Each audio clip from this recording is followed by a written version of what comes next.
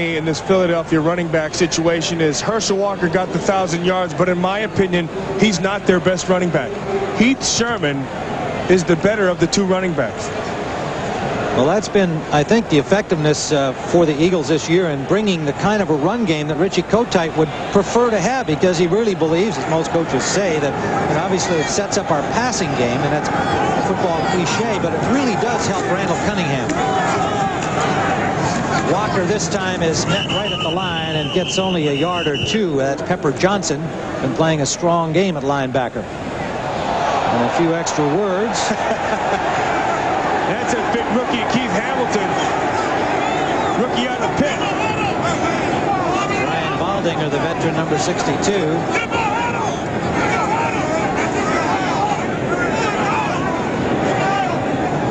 Well, it's still a Giants-Eagles rivalry. There's no replacing that, no matter what the standings are, the records of the two teams. Kansas City looks like it may be sending Denver out of the playoffs and the Chiefs in. Miami in difficulty at New England. 3rd down and 8. Cunningham, that's batted down. Corey Raymond with his second play off the corner, Tim. They brought him 2 times. One time with the sack, and this time he knocks the ball down. So Rod Russ sees something in that set that is causing him to bring his nickelback Corey Raymond, and it's been successful for him. Raymond again, another of the young, promising stars for the future. Rookie out of LSU, a free agent. There's some talent, to say the least, both young and veteran on this Giants team. And they just roll on their punt unit quickly, the defensive punt unit. No, they don't do it quickly enough. They have to call timeout. Well, Corey Miller couldn't get off in time, so he signaled for a timeout. That's poor execution by the Giants special teams. I'm not sure why they were so long coming on. They must have felt that maybe the Eagles were going to go for it there, but they had ample time to get there. Well, maybe there was a question, I think, if they were going to try a field goal or not. That would have given them a 50-yard field goal. And so they kept their defense on as long as they could. And then once the decision was made to punt it, they weren't able to get there in time. Ball is at the 32-yard line of the New York Giants.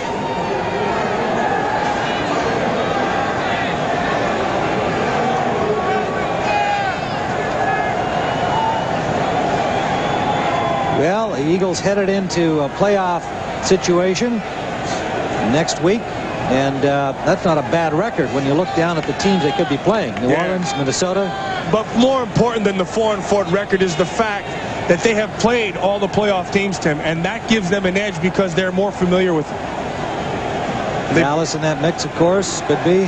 Washington, Dallas, San Francisco, Minnesota, and they've played them all. And there's nothing better when you're going into the playoffs to go against a team that you've already gone against. It kind of takes away a little bit of the question marks and the mystery about the game going in.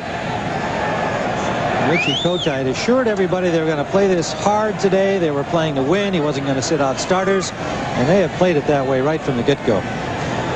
Well, he made it pretty clear to us that that's what he wanted to do, and I think he's made it pretty clear here today. The defense has shown up and played. Cunningham's made some big plays. The only thing they can't get straight is snapping the ball and making this punt. This seems like an interminable delay down here. Interminable. Wondering now if there is a clock problem or whatever. The Giants had to take the timeout, remember, because they had too many men on the field making the change. Fiegels finally ready to punt. 7-0 at home. The Eagles would like to have an unbeaten season at home with a victory here today. Fiegels angling for the corner, and it goes right to one of his own guys, Otis Smith, standing on the 15-yard line. Well, Red Cashin just caught William Frizzell being held off the corner. I'm sorry, William Frizzell holding. And they went for the block. They got to his corner, and he just yanked him down. Before the ball was kicked, holding number 33 on the offense. That penalty is declined. It'll be New York's ball, 1st down and 10. At the 14-yard line, when we return to Veterans Stadium, it'll be Giants ball.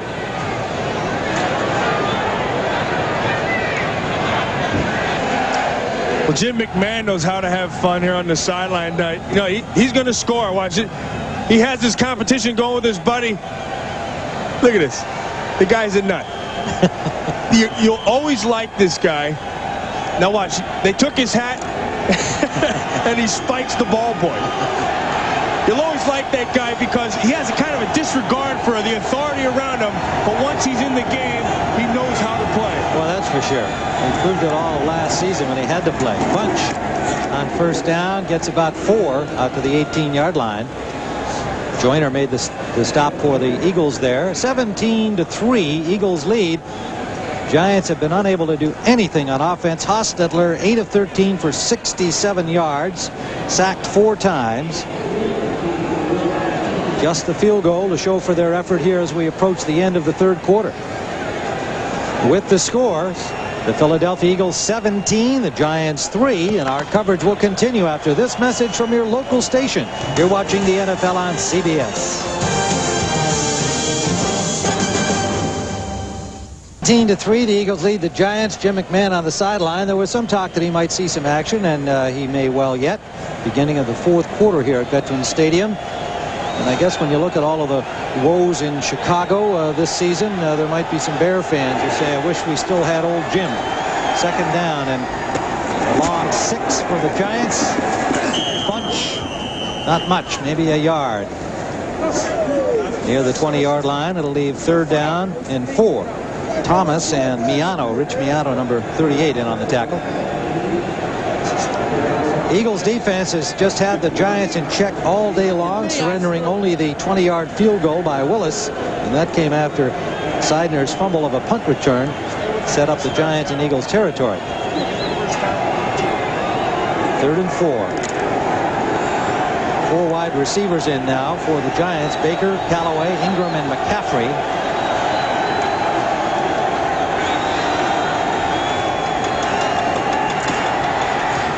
Hostetler has a man. It's Ingram.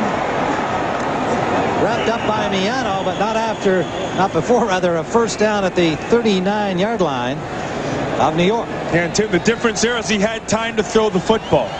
And they ran a stunt on the top side to Jumbo Elliott's side, but what they do a very good job of is picking the stunt up. Now watch right here. Watch these two guys right here.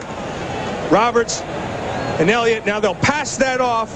That allows the lack of pressure and the time the ball gets out there. Ingram makes the catch.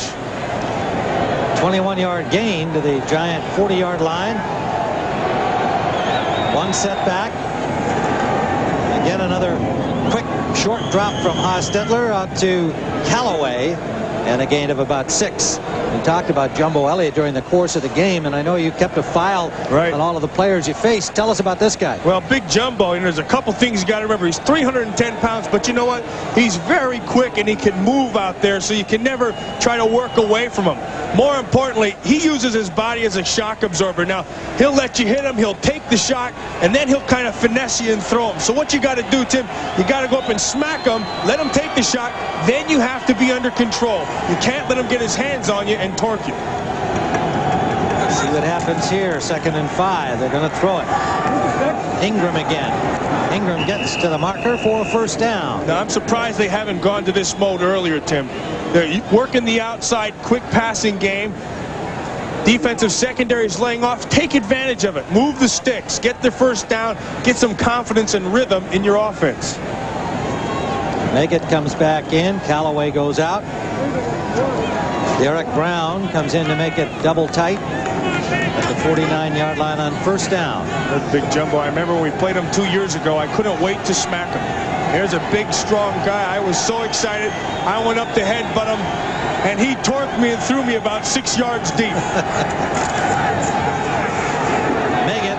There's that option again. That's the option, right? Yeah, the double option. He got on 3 on it. Hampton running with him.